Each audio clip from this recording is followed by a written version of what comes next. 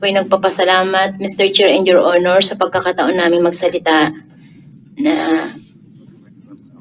bagamat po ibang aking opinion sa mga opinion nila at minsan nakapagtaas ng boses ang mga... Kaya siguro kami nagtataas ng boses dahil nagsisinungaling ka. Wala naman kami karapatan magtaas ng boses kung talaga mga totoo ang mga sinasabi mo.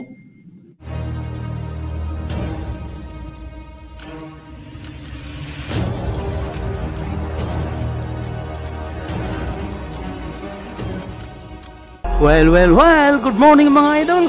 Uminit na naman ang ulo ni Senator Singgol Estrada patungkol sa kaso ni Nanay LV Vergara. Dahil hindi daw makatao ang pagtrato nito ng kanyang amo na si Franz Garcia Ruiz. Bago ka pa lang sa aming munting channel, huwag mo namang kalimutan mag-subscribe mga idol at pakihit na rin sa notification bell sa all para lagi tayo updated sa mga bago nating i-upload tulad nito. Maraming salamat po. Tunghayan at panuorin kung paano nga ba sinamur at binanlawan pa itong amo ni Nanay LV Vergara. At ayon nga kay Senator Singgol Estrada ay hindi ito makatao sa pagtrato sa kanyang kasambahay. Ating panuorin ang buong detalye dito sa hearing sa Senado. Ako'y nagpapasalamat, Mr. Chair and Your Honor, sa pagkakataon naming magsalita na bagamat po ibang aking opinion sa mga opinion nila at minsan nakapagtaas ng boses ang mga... Kaya siguro kami nagtataas ng boses dahil nagsisinungaling ka. Wala naman kami karapatan magtaas ng boses kung talaga mga totoo ang mga sinasabi mo. Nagtataas kami ng boses dahil nagsisinungaling kayo. Nakita mo na ba yung tsura niya?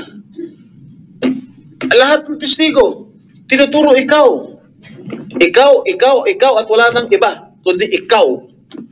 Ilan testigo ito mga nandito ngayon? 5, 6, 7, 7. 7 testigo nagsasabang ikaw mismo nagmaltrato dito kay Manang LV.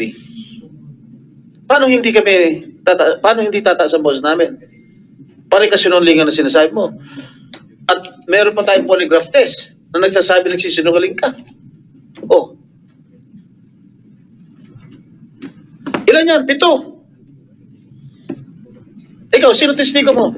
Meron ka ba presenter rito? Na testigo? Na magko-corroborate sa'yo sa mga sinasabi mo? Nasasangayon sa mga sinasabi mo? Meron ka ba dinala? Kung meron ka dinala, di sana pinakinggan namin. Oh. Ito mga ito, naglabasa na lang ito dahil naawa kay Aling LV. Hindi naman namin sila inimbita eh. Nagkusang loob sila pumunta rito para magtestigo sa ginagawa mong maltrato rito kay Aling LV. Makatao ba yung ginagawa mo? Hindi na makatao yan. Makahayop na yan. Mas masahol pa sa hayop yung ginagawa mo. Maybe as a gentleman to refrain from and probably just exercise objectivity and cooler heads without offense, Senator Estrada. Alam niyo, Senator Estrada, kasi siya yung gumawa ng kasambahay law. Kaya ayaw niya rin na makita yung nagawang batas na hindi nasusunod at hindi umiiral. Hindi lang yan, Mr. Chair. Kaya naman, I'm sorry for raising my voice. Kaya naman talaga ako umiinit ang ulo ko, tumataas ang boses ko. Dahil nakikita ko itong tao. No, masyado mo minaltrato. Habang buhay na siya mabubulag. Hindi mo ba naintindihan? Kung sa'yo ginawa yun, habang buhay ka mabubulag, matutuwa ka? Matutuwa yung mga kapatid mo? Matutuwa yung mga anak mo? Tingnan mo yung itsura. Nung pumasok sa'yo si Aling LV, hindi ganyan itsura niya.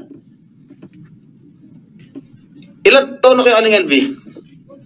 44 years old lang. Pero tingnan mo yung itsura niya. Parang mas matanda pa sa akin. Parang 70 years old na, 80 years old na sa ginawa ninyo. Sa ginawa mo in particular.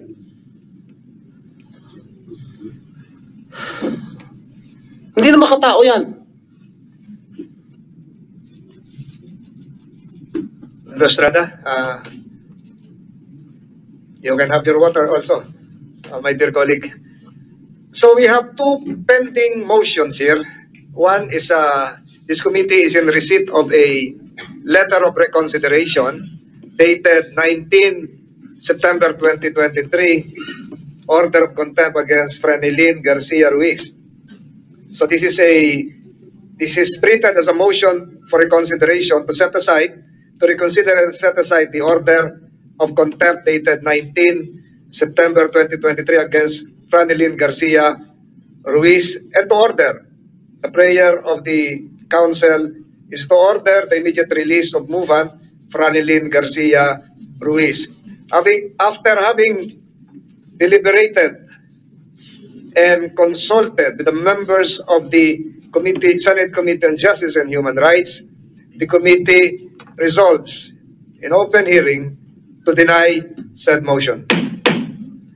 Let the council as well as the committee secretariat note that pursuant to Balag versus Senate, is a Supreme Court decision dated July 3, 2018, under GR 234608, the Supreme Court ruled that the period of detention will last upon the end of the legislative inquiry of the Senate. And the legislative inquiry of the Senate would terminate in two instances. One, upon approval or disapproval of the committee report under sections 22 and 23 of the rules of the Senate. The committee report, within 15 days after the conclusion of the inquiry, the committee shall begin to consider a report. Ikaruling appropriately tayo natin, Senator Estrada. The gentleman done with this questioning, so we can proceed. Mr. with Chair. Other resource persons. Okay na, Mr. Chair. Okay. Mr. Chair. Major Nakar, ito yung directive ng kanina about the ban, the LTO. Do you have anything to Yes, update Your this committee? Yes, Your Honor, Mr. Chair. As per LTO, the white van is owned by Franelyn Ruiz Garcia. Franelyn Garcia Ruiz. So it's As per LTO, Your Honor. so sa Pag-aari nila Ma'am Franz Ruiz. kayo po daw, Ano? kayo lang katatawag lang sa LTO ni Major Nakar, yung daw ban ay pag-aari ninyo. Yung pinag-uusapan dito kanina at ano ba tinawagan nyo? LTO Central Office o LTO Mindoro Occidental? LTO San Jose Occidental Mindoro. At So- same time, Your Honor, Mr. Chair, pati yung LTO, kausap ko rin. Same.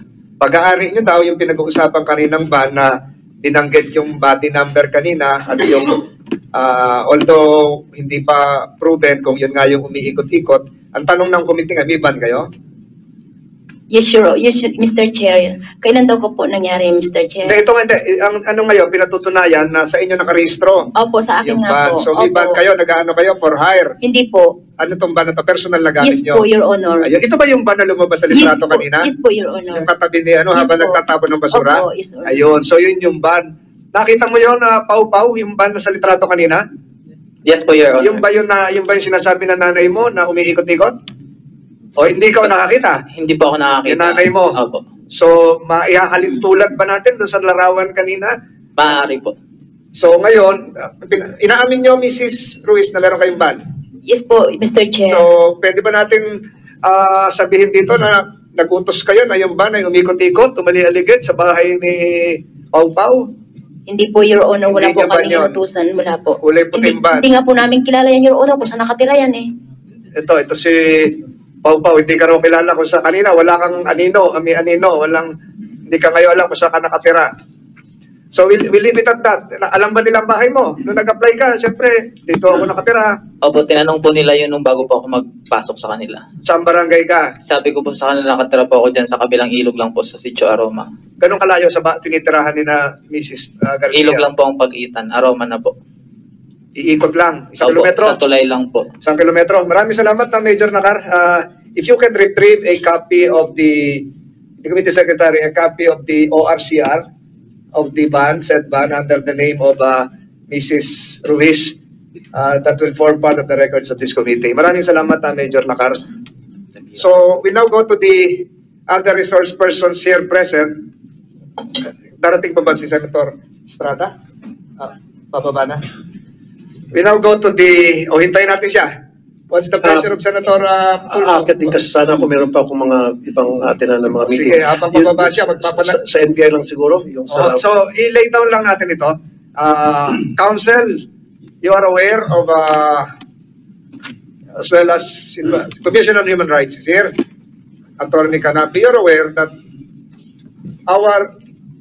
in our jurisdiction, as well as in other jurisdictions as well, the results of a lie detector test or a polygraph test, while not conclusive, as held in Philippine Savings Bank versus Hazel T. This is the recent Supreme Court decision, June 15, 2020, in GR 202-0049, penned by Justice Reyes, and I quote a portion. While the court held that the results of a polygraph test cannot be offered in evidence to prove the guilt or innocence of an accused in a crime, it does not mean that it has no weight at all. Unlike in criminal cases where the prosecution is required to establish proof beyond reasonable doubt, the burden of proof needed in labor cases, marami tayong double sa labor cases, is merely substantial evidence. Section 5, Rule 133 of the Rules of Court defines substantial evidence as that amount, quote-unquote, of relevant evidence which a reasonable mind might accept as adequate to justify a conclusion, unquote. Thus, the results of a polygraph test may be used in conjunction with other corroborative evidence to prove an allegation made by a party to a case. In this case, hindi ko na siguro dapat i-question. Ibig sabihin po nito, bagamat hindi kagad determinative ang resulta ng polygraph test, ito po ay nakakatulong sa pag-determine kung nagsasabi talaga ng totoo o hindi. At kailangan din, makakatulong din po ito sa mga administrative cases, labor cases, etc., etc. Sa ngayon po sa Supreme Court ng ating bansa. While not admissible, it is important to understand that polygraph results are not admissible as evidence in most courts of law, as they are sometimes considered unreliable. But someone's honesty or credibility can be determined by other investigative techniques, and that include a lie detector test. Noong nakaraang hearing, pumayag po sa motion ni Senator Estrada at Senator Tulfo at pinayagan po ng committee ito na magtawagin ng NBI, at nagpapasalamat tayo, nandito sila, ang Chief ng Polygraph Division, ang Assistant Director ng NBI, na mag-conduct ng polygraph examination. At voluntarily, sa tulong ng abogado rin, pumayag ang Ruiz Copol na sila ay hindi kayo pinilit na pumayag mag-undergo ng polygraph test. Ganun din si Mark Toroma, si John Patrick Sambahon ay sumailalim sa polygraph examination. For the record, pagkatapos po ng hearing, inabot po ng alas 6 na ng gabi natapos yung polygraph test. At sa parte naman po ni Mrs. Ruiz, ito po ay ginawa kinabukasan dahil ang payo ng doktor ay wag muna dahil tumaas ang kanyang presyon. At kayo po ay pinainom muna ng gamot, Mrs. Ruiz, tama po ba? At kinabukasan pa kayo sumailalim sa lie detector test, kasama po ang inyong asawa. Bago mo magtanong yung mga kasamahan ko, gusto ko lang establish ito. Sino po si Director Papa? Yes, nakita sa doktor din po kayo. Si Eddie Vitero, polygraph examiner, at si John Ferran. Kayo po ang nag-conduct ng polygraph examination. Pwede po, sino po ang pinaka-senior sa inyo? Mr. Ferran, kayo po ba ay kwalipikado sa field of polygraphy? At gano'ng katagal na kayo nagiging polygraph examiner sa NBI? I was almost 9 years in being polygraph examiner. The provision of the lie detector result. This is Polygraph Report 2023-046-C, signed by John Greg Ferran, polygraph examiner, and reviewed and approved by Mr. Basilio and approved by Assistant Director Romel Papa. Ang nakalagay po dito, and then before that, yung pong abogado nyo nandun nung first attempt ng polygraph. Wala po, Your Honor. And then nakadalawang attempt yun eh. Hindi ba yung una, yung masama pakiramdam mo, kinabukasan. Wala. Yung una, wala rin. Wala po. So, tatanungin ko ngayon, ang NBI, ano pong ibig sabihin ng indicative of deceptions? Who can answer this? How do you explain this in layman's language? So yung ibig sabihin po, Your Sa Honor, Tagalog, oh. ang ibig pong sabihin, nagsisinungaling po yung subject nung ibigay po yung mga tanong na nabanggit po sa report. Ano ba yung tanong? Kung ikaw na magbasa? O So dito po, Your Honor, sa polygraph test ni Pranilyn Ruiz, yung mga tinanong po sa kanya na nagsisinungaling siya ay ito po. Totoo bang lahat ang mga akusasyon o paratang laban sa iyo ni Ate LV Vergara? sagot? Ang sagot po niya ay hindi po, pero meron po siya ditong deceptive reaction. Yung pangalawa, ikaw Ano ba yung- mismo? Mabalik ko lang sa tanong ni Senator, if I, with the permission of the Chair, mabalik ko lang sa tanong ni Senator Francis. Ano ibig sabihin nung indicative of deception? Ano naging reaction niya nung tinanong mo siya? Nagkaroon po, sa polygraph tracing segment po kasi, Your Honor, pero po silang 4 na klase ng tracing segment. Isa po yung average tracing segment, yung sunod po ay reaction tracing, pangatlo po ay relief tracing, at saka yung pang-apat po ay distortion tracing. Pagka po ang subject ay nagsasabi ng totoo, usually po makikita doon ng tinatawag na average tracing.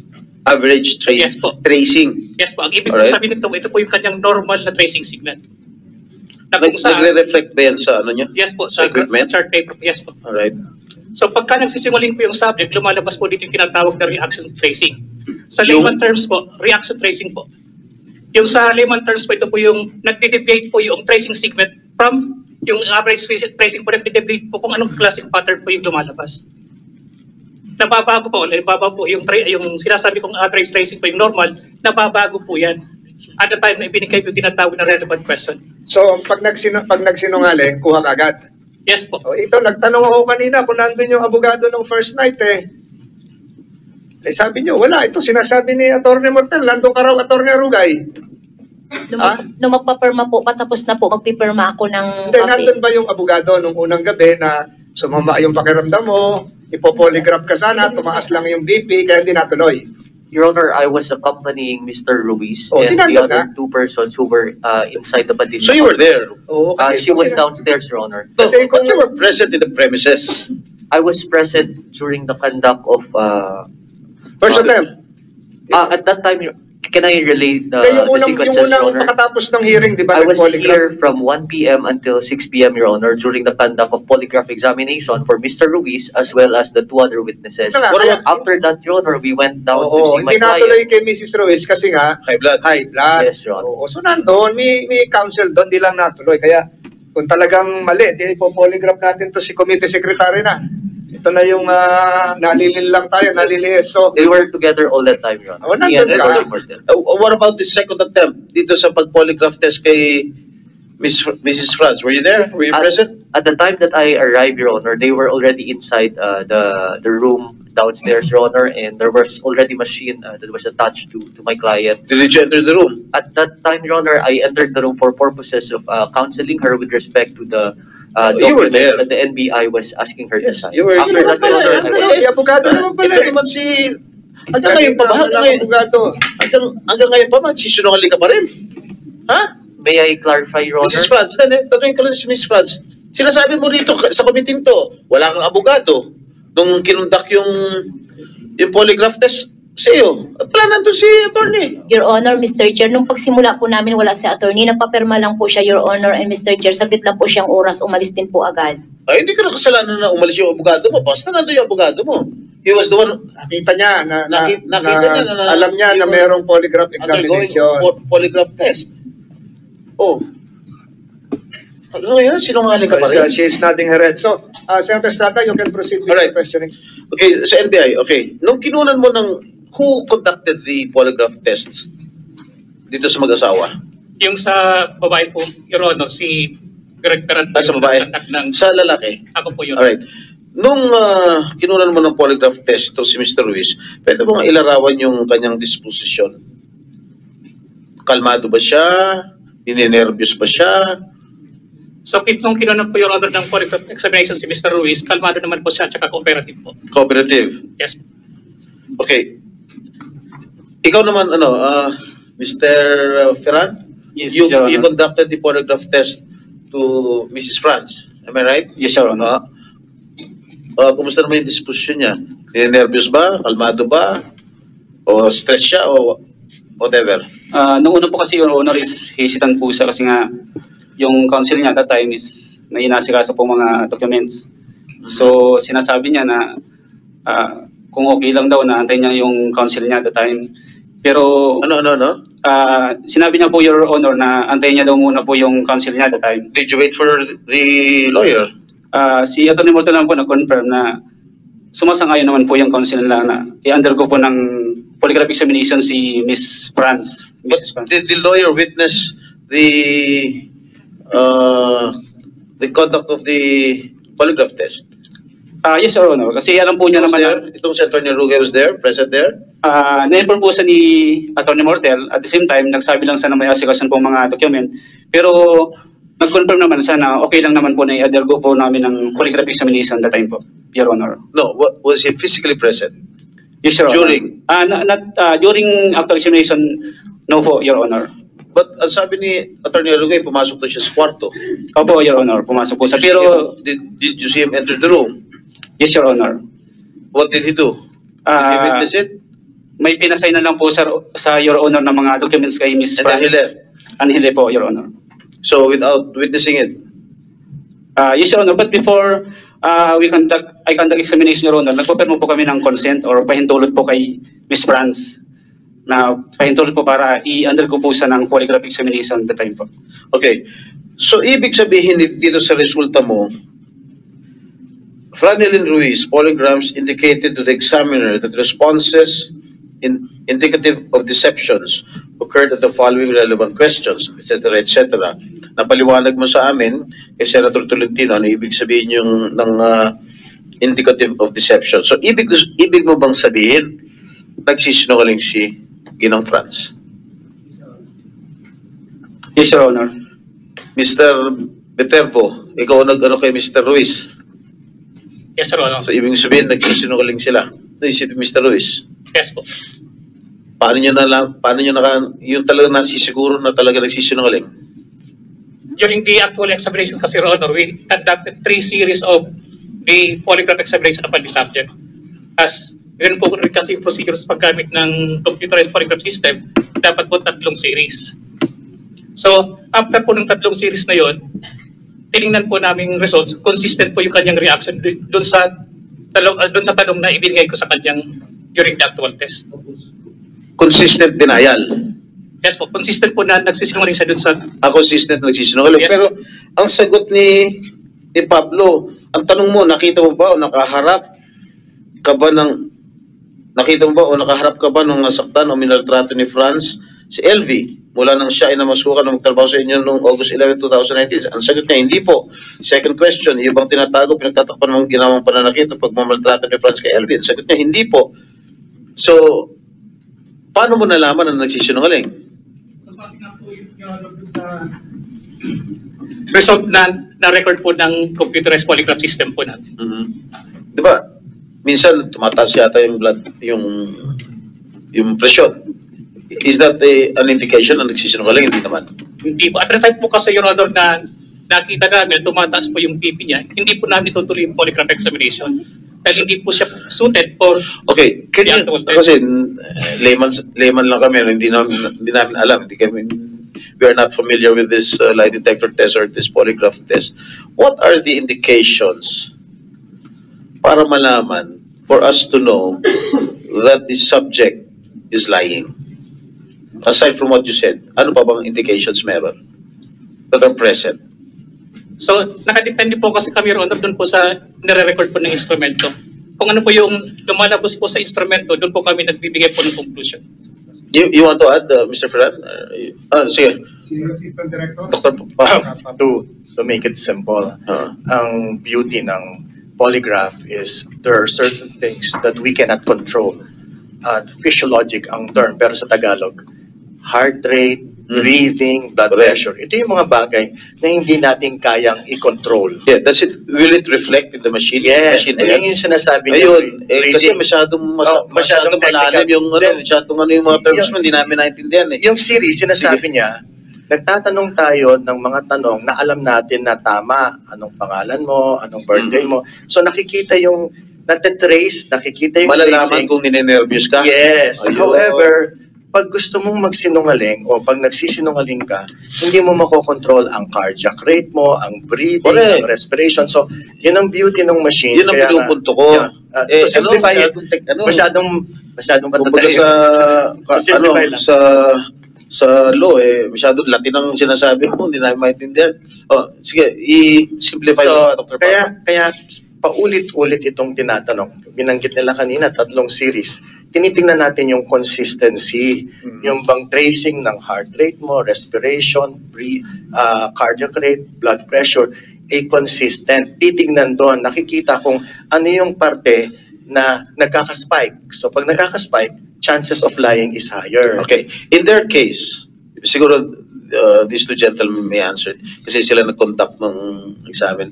In their case, nag-spike ba yung kanilang heart rate, blood pressure?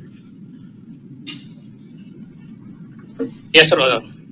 Sino sa kanila? Both of them? Both of them po. Nag-spike yung heart rate? So that is an indication na nagsisinungaling sila. Is that the only indication? Senator Estrada, before you answer, siguro, in the interest again of fairness, nakikinig ang human rights, ano yung possible impact ng anxiety, high blood pressure, stress, kung mag-undergo ka ng polygraph? Mag-spike ba o normal lang? Kasi may doktor naman kasama dito, di ba? Meron bang magiging influence yung mataas ang BP mo? Kaysa kung normal ka lang, relax ka, kung mataas ang pressure, blood pressure mo, baka lumabas ka sinungaling. Meron ba ganun yan? Sir, that's precisely the reason why we get baseline vital signs bago natin i-test. And that was the reason why in the initial test, there was no test done because mataas ang BP niya. But I totally agree with you na high blood pressure, anxiety can cause it. So that's the reason why at the start, meron tayong mga standard questions. So pinahinga muna siya? Pinagpahinga siya. Pinatulog muna siya nung gabi, kinabukasan nung siya? Nung time na yun, sir, yes. So nung binipi siya, okay na yung BP niya? I would presume. I wasn't there, Your Honor, sorry. So the following day, Your Honor, nung bago namin in-examine si Ms. Ruiz, pinabipi po muna namin. At the same time, yung result po is normal na. Normal? Yes po. Okay, doktor ng Senado yon. Yes po. So normal siya, kaya tinuloy niya yung polygraph. Yung BP niya po that time is 120/71 po. So okay yun. BP ng teenager yun. Diba? So relax siya. So that can result into the accuracy of the test. So, ang tinatanong lagi pag may polygraph, yung mga countermeasures. Paano magiging are there countermeasures to detect any false results? Ito na po nagtatapos ang ating video. Maraming salamat po sa inyong panonood at walang sawang suporta. Ikaw, idol, ano masasabi mo sa video ito? Para sa inyong opinion, i-comment mo niyan sa ating comment section sa ibaba. At kung nagustuhan mo naman ang video ito, paiwan naman ako ng like at pasubscribe na rin sa ating munting channel. Maraming salamat po sa inyong panonood. Sama kayo na rin lang, mag-ingat, God bless. Bye-bye.